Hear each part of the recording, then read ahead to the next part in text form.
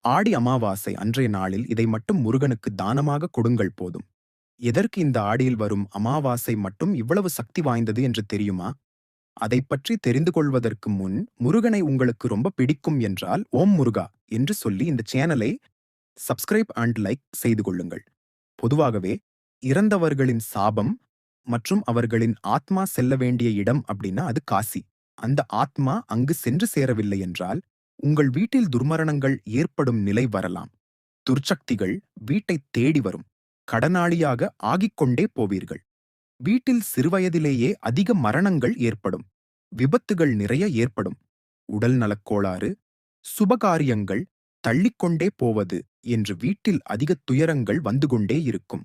இதற்கு தீர்வாக ஆடி அமாவாசை அன்று முருகனுக்கு பச்சை துணி, வேல், வெள்ளை அரிசி, பூக்கள், பசும்பால், தேன், வெல்லம், பழங்கள் போன்றவை தானமாக கொடுங்கள்.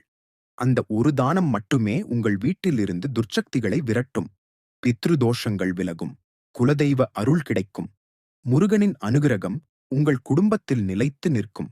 இது ஏன் முக்கியமென்றால், ஆடி அமாவாசை அன்று பித்ருக்கள் பூமிக்கு வந்து நம்மிடம் தானம் எதிர்பார்க்கிறார்கள். அந்த நேரத்தில் நாம் அவர்களுக்கு நினைவாக இந்த தானங்களை கொடுத்தால், அவர்கள் மகிழ்ச்சி அடைந்து ஆசீர்வதிக்கிறார்கள். இல்லையெனில் அதே பித்ருக்கள் சாபமாக மாறலாம்.